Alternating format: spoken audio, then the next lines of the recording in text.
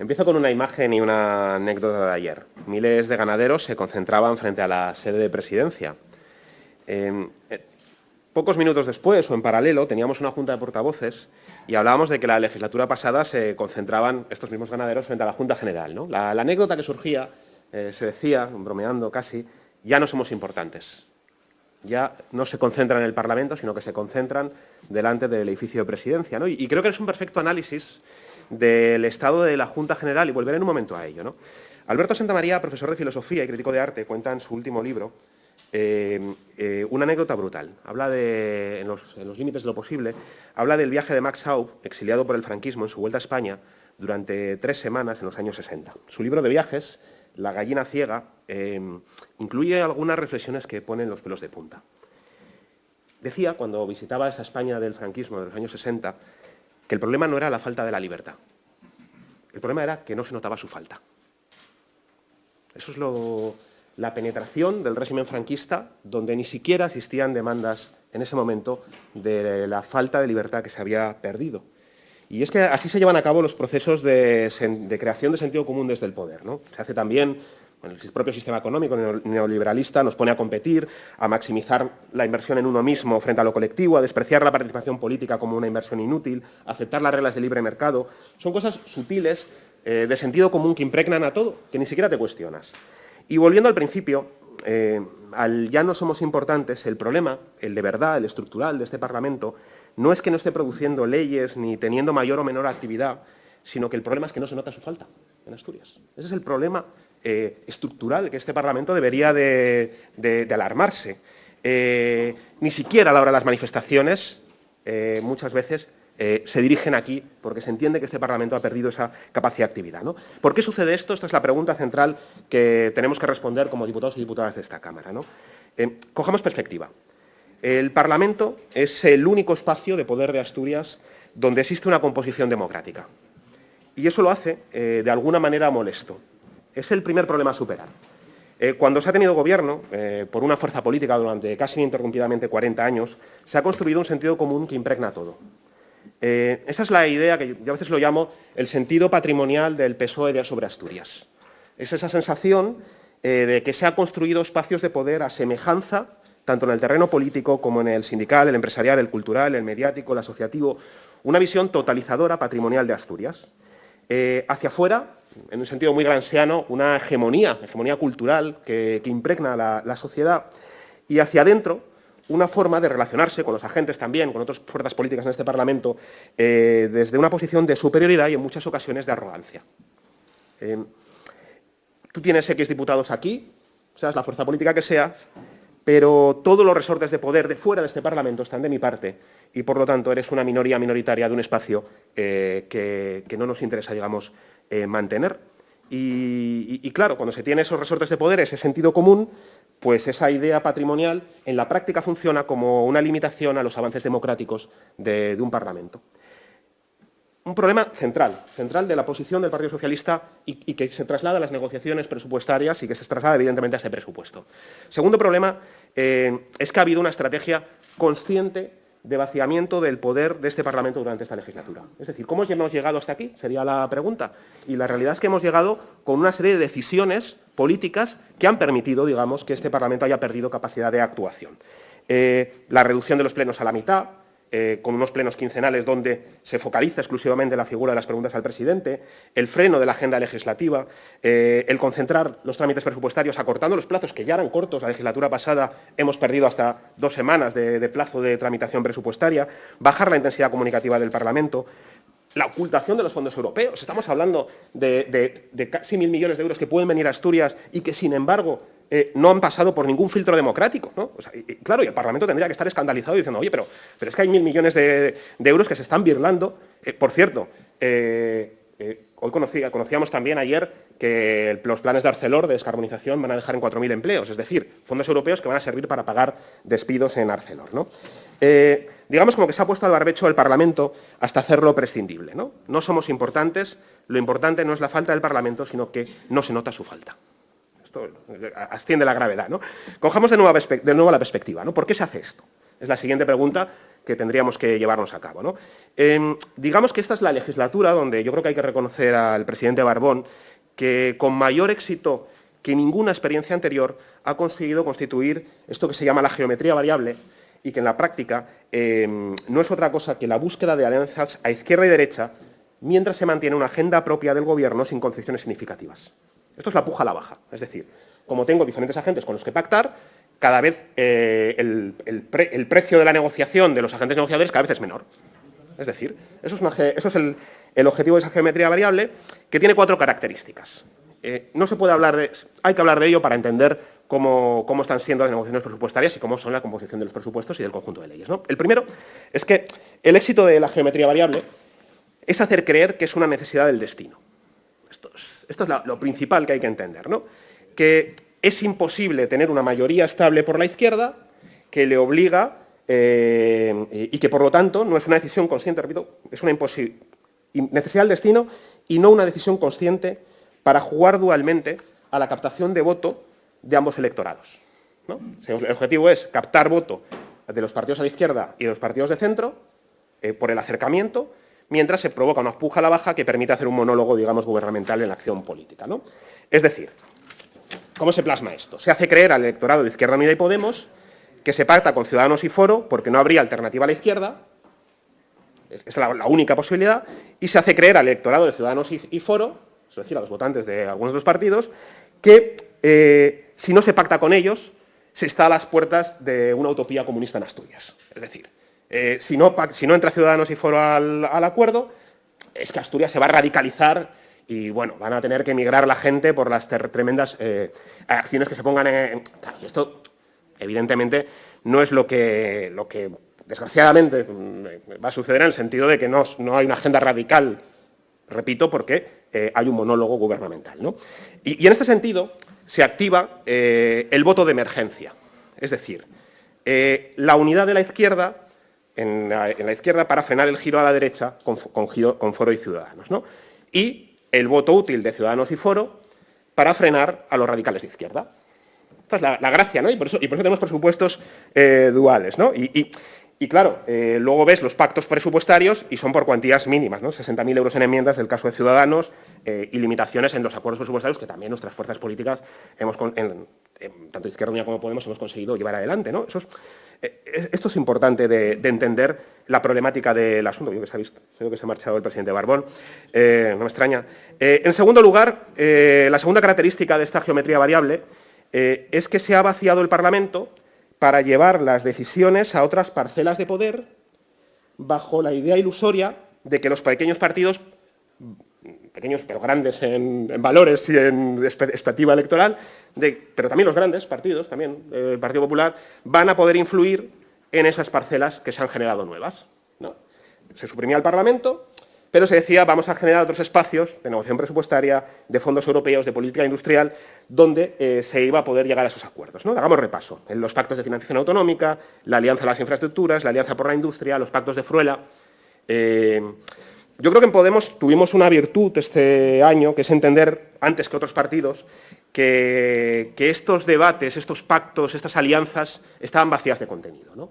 En el debate por la Alianza por la Industria, lo que veíamos es que solo servía para realizar un aval político a un espacio extraparlamentario transversal que solo legitimaba la geometría variable y el vaciamiento de las medidas políticas. Porque no había nada detrás. Ese es el problema de la Alianza por la Industria, que evidentemente, ¿quién va a estar en contra de apoyar a la industria asturiana? Solo faltaría, ¿no?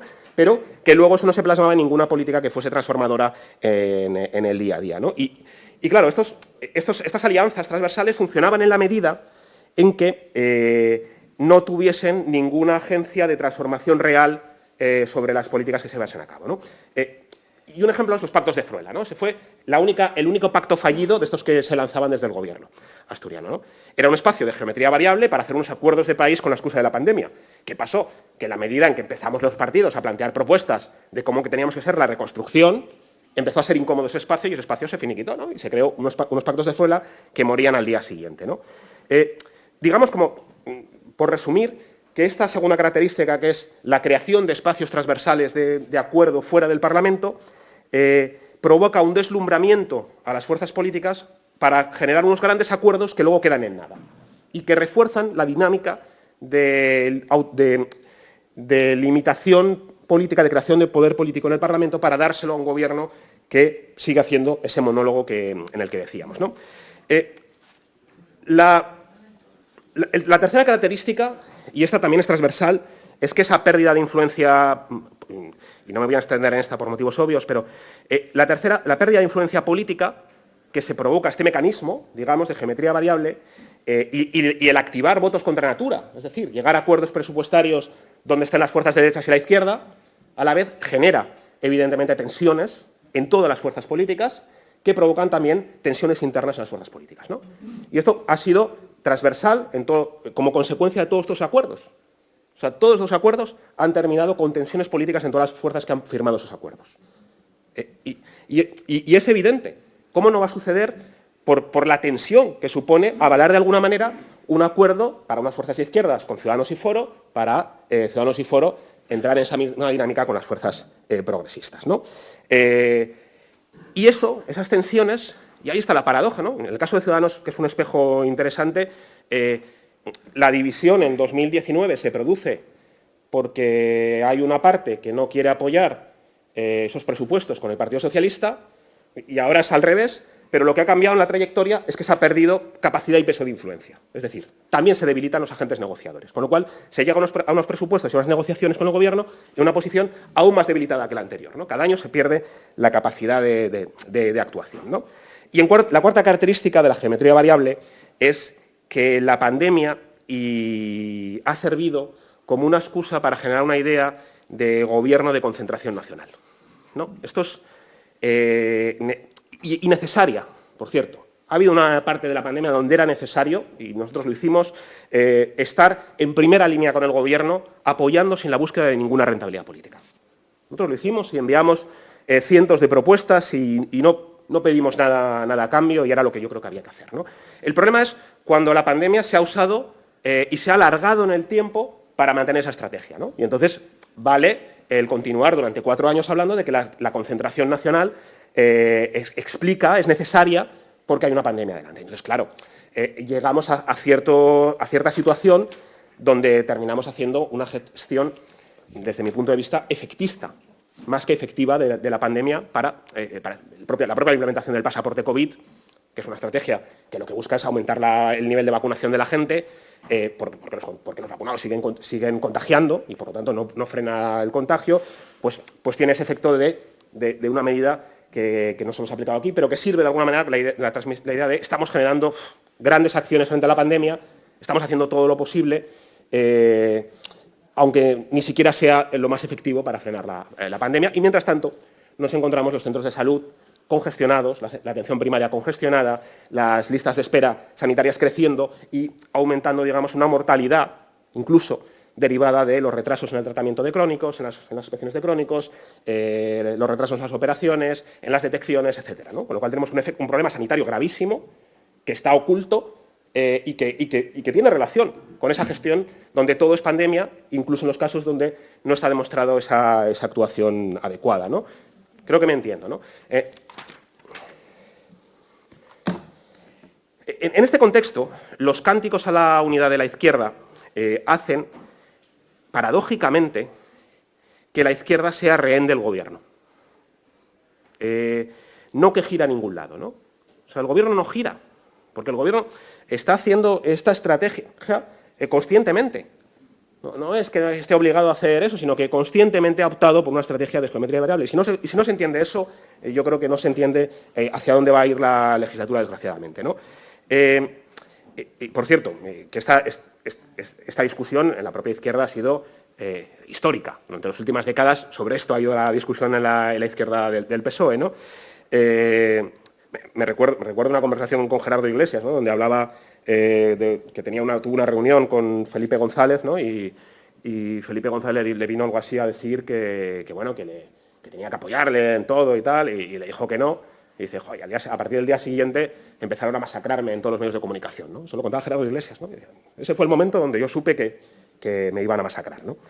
Entonces, la cuestión es que ante un PSOE que tiene una entidad patrimonial y totalizadora de Asturias, que ha instalado un sentido común propio, ¿qué hacer? ¿Qué hacer?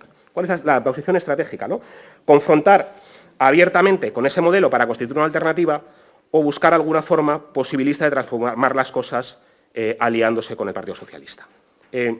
Porque para el Partido Socialista ha sido política de Estado el acabar con cualquier opción irredenta en ese sentido, que cuestione ese proyecto, y ahora es política de Estado la construcción de una geometría variable.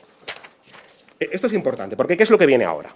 Viene una agenda legislativa con Ciudadanos, probablemente, mientras negocia el estatuto, por otro lado, esperemos que llegue a buen término.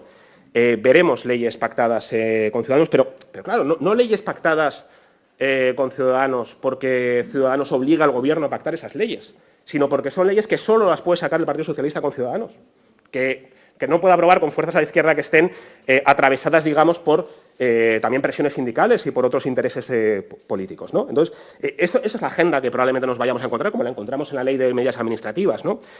¿Por qué se hace esto? Aparte de porque se tiene una agenda de ir en esa dirección, porque se quiere resucitar a Ciudadanos y mantenerlo vivo lo suficiente, mientras se chupa voto, para que en la siguiente legislatura se pueda implementar nuevamente esta estrategia de geometría variable. Ese es lo que se quiere convertir, una situación excepcional durante esta legislatura y durante esta pandemia, en una norma política de Asturias que permita esos acuerdos que sitúen al Partido Socialista en una posición central, mientras no haga concesiones a ninguno y otro lado, ¿no? Repito, es la estrategia de bajar la puja negociadora de los agentes. Y eso, claro, y en ese sentido, cualquier canto de sirena a una unidad de la izquierda sin base a contenidos provoca el debilitamiento de la posición negociadora de las propias fuerzas que quieren negociar allí. Ese es el problema, ¿no? Y por eso en estos presupuestos se apoyan con Ciudadanos. Se apoyan con Ciudadanos específicamente para lograr eso y se busca también, se hace un llamamiento a la unidad de la izquierda, repito, para avalar esa estrategia, ¿no? Que es una estrategia contra nuestros propios intereses, ¿no? Dentro de tensiones que atraviesan Asturias, que son estratégicas y que habría que dar solución, que una es la tensión centro-periferia. Evidentemente tenemos un problema con el modelo de Estado, en el que hay que levantar la voz, y eso nos va a provocar tensiones al levantar la voz en ese sentido. Sobre la Asturias vaciada, tenemos un problema con la Asturias vaciada. Es lamentable, señorías del Partido Socialista y de Izquierda Unida y Ciudadanos, es lamentable que se presente una enmienda apoyada por las gentes del suroccidente que estén en guerra permanente durante los últimos meses por dignidad, porque se les caen las carreteras, se les caen los montes y no hay inversiones adecuadas, se presente una posibilidad de arreglar y poner un plan de infraestructuras sobre la mesa, un plan de rescate de infraestructuras, y que ni siquiera se pueda llegar a votar en el Parlamento. Es inaceptable. Es inaceptable. O sea, pero luego, ¿con qué cara se va ahí al suroccidente a decir estamos haciendo lo máximo posible y cuando hay posibilidad de poner dinero que es en los presupuestos ni siquiera se llega a poder votar? Por favor, ¿no? Bueno, pues ese es un problema, ¿no?, de la Asturias vaciada, que está bien, tenemos comisiones de estudio, tenemos un comisionado del reto demográfico, pero esto se soluciona poniendo dinero y poniendo inversiones y priorizando. Y tenemos un problema con la crisis demográfica. Y claro, o entendemos la magnitud de la crisis demográfica, que es que no nacen niños en Asturias, que los jóvenes se van más tarde de casa que en ningún otro lugar de España y de Europa, o entendemos esa magnitud, que lo que va a marcar, digamos, la cadena, la capacidad de producción de Asturias, la capacidad económica en el futuro, o creo que no entendemos el problema de donde nos encontramos y, por lo tanto, eso se soluciona poniendo todas las medidas posibles que estén sobre la mesa. Y claro, medidas. Si en este presupuesto se rechaza la gratuidad del 0 a 3 o el avanzar, ni siquiera en cualquier tramo, en la gratuidad del 0 a 3, y se eliminan las políticas de vivienda joven para favorecer la emancipación juvenil, se reducen las políticas de vivienda, que hay un sablazo y un hachazo en las políticas de vivienda, pues nos encontramos que, ¿cómo va a ir la demografía? ¿Mejor o peor? Peor. Peor. Y eso tendríamos que estar poniendo soluciones, ¿no? Voy a hablar algo de las enmiendas, ¿no? Pero dejar claro que se llega a unas enmiendas en una negociación que no existió. Hay unos condicionantes previos que hacen que sea imposible negociar porque no hay interés negociador. O el interés negociador es, siempre repito, dentro de esa puja a la baja, ¿no? Pero entremos en las enmiendas y entremos en el detalle, ¿no?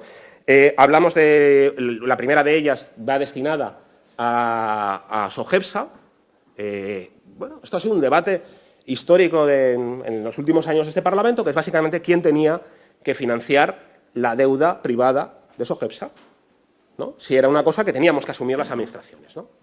Bueno, pues parece que esa es la opción que se está poniendo sobre la mesa, que es que estamos hablando de 100 millones de euros que los asumamos como deuda pública, una deuda que se ha hecho por una mala gestión pública, pero también privada, y que esto al final asumamos la Administración. Bueno, pues creemos que eso no es adecuado y presentamos una enmienda para frenar eso, ¿no? Un tema central de este presupuesto. También, y esto entendiendo también, repito que en los presupuestos también hay cosas que nos gustan, ¿eh? Nos gustan cosas que en materia de incremento de refuerzo del bienestar social. Creemos que eso ha sido solo faltaría, ¿no? Pero no se ha recortado en bienestar social durante la pandemia. Se ha mantenido refuerzos en el ámbito sanitario. Creemos que eso es adecuado. Nos parece bien que haya una inversión para Cabueñes más alta que otros años. Solo falta que se ejecute. Pero es adecuado, eso es positivo, ¿no? O sea, vemos como que evidentemente hay cosas que son positivas en ese sentido y que nos podemos compartir, ¿eh? Pero creemos que habría que solucionar algunos de los problemas estructurales con enmiendas en los presupuestos, ¿no? ¿Qué problemas estructurales? Bueno, en materia sanitaria, ya me estoy saltando un poco el escrito, pero en materia sanitaria planteamos pues, solucionar pues, 3 ámbitos que veíamos muy claros. Uno, el que tiene que ver con la salud mental. Hay un problema con la salud mental en Asturias, que quiere decir que solo podemos tratar, porque no tenemos profesionales sanitarios, solo podemos tratar a base de pastillas los problemas de salud mental de la gente. Y esto provoca un tremendo malestar, provoca la cronicidad de los problemas psicológicos, provoca una forma que genera más dolor y encima es ineficiente económicamente dentro del sistema sanitario, ¿no? Por cada euro que se invierte en un profesional, en un psicólogo o psicóloga en salud mental, se reduce 3 en gasto farmacéutico, en gasto laboral, en diferentes otros gastos que vienen aparejados por eso, ¿no? Por lo tanto, lo que planteamos es incrementar notablemente esa inversión en profesionales y entendiendo que eso se va a pagar solo. Actuando ahí se va a pagar solo y, por lo tanto, es una buena medida. Planteamos también actuar en el ámbito de la salud bucodental, es decir, que todos los menores de edad de Asturias tengan acceso a un dentista gratuito, que es una cosa tan radical que lo llevaba el propio Partido Socialista dentro de su programa de gobierno, ¿no? Y por lo tanto lo que proponemos es acelerar esos plazos porque si no, no vamos a llegar en esta legislatura. Planteamos una tercera cuestión que tiene que ver con el incremento de la atención primaria, la inversión, que es profesionales, necesitamos más profesionales para poder atender mejor a los niveles que han dicho las propias sociedades científicas que son necesarios para reducir, digamos, el deterioro de la atención primaria en Asturias, ¿no? Me parece que es un incremento hasta en 12 millones de euros. Pues bueno, simplemente eso frenaríamos los problemas de atención de salud mental, o sea, en atención primaria, y creemos que eso es adecuado, ¿no? Planteamos la UBI móvil para el suroccidente, creemos que es necesario para el Hospital de Cangas, y que por lo tanto eso también tiene sentido, la creación de nuevos profesionales, etcétera. Bueno, una actuación quirúrgica en el sentido de la palabra, en algunos de los ámbitos de la atención sanitaria. En segundo lugar, en materia de vivienda, planteamos diferentes acciones para actuar ante la crisis habitacional, o sea, es decir, uno de los sitios donde más decepcionantes son los presupuestos es en materia de vivienda y, por lo tanto, ahí se plantea la inversión contra los desahucios, para facilitar la habitación de vivienda, para facilitar a la emancipación joven, es decir, bueno, muchas cosas que creemos que son adecuadas porque Asturias tiene un problema de vivienda, tiene una crisis habitacional, tiene muchísimas personas que pueden ser afectadas por desahucios en cuanto se levante la suspensión de los desahucios y, por lo tanto, hay que actuar en estos presupuestos, hay que prevenir esos problemas. Se plantean también diferentes enmiendas territoriales que tienen que ver con los estudios de nuevas residencias en Aelgas, en Ribadesella, con el apoyo a la compra de la fábrica de gas, un patrimonio histórico de Oviedo, ¿no? Donde por fin parece que el Ayuntamiento se quiere mover. Bueno, pues creemos que el Principado debería de participar en ese proyecto, con medidas para Perlora. No puede ser que pasen los presupuestos y que año tras año Perlora quede fuera de las inversiones y que, por lo tanto, no haya un proyecto de futuro para un enclave turístico que es clave para el concejo de Carreño. Tiene que haber inversiones en ese sentido. También por el lado minero de Bustiello. Tiene que haber acciones, ponemos en Cudillero para el puerto de Portiella y Noviñana, la nueva carretera. Las pistas de Tineo, planteamos que hay un problema en Tineo de muchísimas pistas forestales que están, bueno, que necesitan arreglo y que impiden el acceso y, por lo tanto, planteamos enmiendas en ese sentido. En materia de la enmienda del suroccidente, pues claro, planteamos la puesta en marcha del corredor, del arreglo de la mejora de las 15 del corredor del Narcea, actuar en el corredor del Navia a las 12, las 19 de Navelgas-Luarca, o sea, su occidente y todo el occidente en su conjunto. Bueno, podría leer las 20 carreteras, 30 carreteras que tienen necesidad de actuación, pero yo creo que entendemos que el problema existe, ¿no? Existe porque la propia ciudadanía lo está explicando y lo está entendiendo así, ¿no?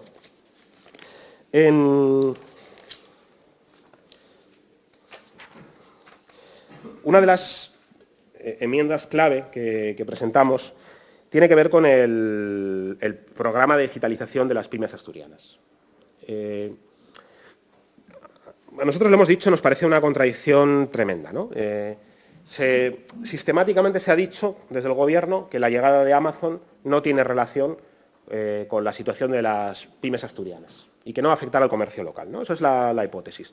Pero la realidad es que el principal competidor de nuestro comercio de cercanía va a comenzar a operar en Asturias y a tener centros también de reparto dentro de Asturias, no solo centros logísticos, sino un centro de Gijón de reparto en Asturias, que va a competir directamente con el pequeño comercio, pero también con las grandes superficies. Y, por lo tanto, creemos que es necesario una inversión de dinero en ayudar a acelerar ese proceso de digitalización de nuestro pequeño comercio, ¿no? Hay 800.000 euros en el presupuesto, creemos que es insuficiente, porque si no, ya vamos a ir en una posición de debilidad. O sea, si se empieza a digitalizar el comercio cuando Amazon lleva operando 3 años en Asturias, pues va a haber efectos que van a generar pérdida de empleo. Y, por lo tanto, ahí necesitaríamos poner el acelerador lo máximo posible en ese sentido. Y presentamos una enmienda para que se vaya en esa dirección.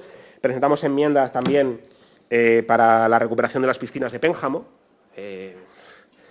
Bueno, otra cosa totalmente incomprensible del Gobierno asturiano, ¿no? Que el bloqueo a una demanda vecinal, yo creo que claramente formulada por la ciudadanía. Presentamos la extensión del programa de promoción de uso de la bicicleta a Avilés, Langreo, La Viana, Mieres, Siero, es decir, bueno, facilitar otra movilidad sostenible. En ese sentido, por cierto, planteamos la compra de terrenos en el Naranco para hacer un megaparque en el entorno del Naranco, en Oviedo, la actuación de protección de patrimonio industrial de las baterías de Coc de Avilés, la implementación de ciclos de formación profesional en determinadas zonas rurales. Es decir, es importante que haya en Allande, por ejemplo, es importante que haya capacidad de mantener la vida y fijar población en el medio rural, y eso yo creemos que es necesario. Decía antes, ayudas al alquiler de jóvenes, actuaciones en sentido, medidas en materia sanitaria, bueno, muchísimas medidas que podrían ayudar. Evidentemente, la gratuidad del 0 a 3, entendemos que es el momento para avanzar en ese sentido. Carreteras, actuaciones en la zona de Moreda de Ayer para mejorar, digamos, la urbanización, la peatonalización, los accesos en esa zona, las medidas acústicas en Nuevos Roces. En Nuevos Roces necesitamos barreras para proteger, digamos, del ruido a los vecinos de ese barrio, y también la construcción de un colegio y apoyar esa construcción de un colegio, actuar en las carreteras de Ribesella, ¿no? Muchísimas enmiendas parciales que buscan subsanar, dentro de los límites presupuestarios, 66 millones de euros en total, pues esas deficiencias que entendíamos. Creemos que hay deficiencias en los presupuestos, creemos que hay que afrontarlas. Creemos que no vale el mirar para otro lado ni mantener un monólogo donde simplemente se impone la posición del más fuerte para que no cambie nada en Asturias. Es una oportunidad siempre que hay un debate presupuestario para cambiar cosas. Y sería una lástima que acabasen estos presupuestos sin cambiar nada que no estuviese en la cabeza prefijada del Gobierno de Adrián Barbón. Estas enmiendas buscan actuar en algunos aspectos quirúrgicos del presupuesto, pero sobre todo decir que Podemos Asturias, el espacio político de Podemos Asturias, es un espacio que no se niega, que no acepta que las cosas sigan siendo tal cual han sido siempre, que es una fuerza que ha nacido para decir que Asturias tiene que transformarse, que la gestión continuista de las mismas políticas durante muchísimos años no están solucionando los problemas estructurales que tiene Asturias y que hay que solucionarlos. Y estas enmiendas van en esa dirección. Nuestra estrategia y nuestra negociación presupuestaria van en esa dirección. Y nuestra posición política siempre con la mano tendida, van en la posición de hacer de Asturias un lugar mejor para vivir para todas las personas. Muchas gracias.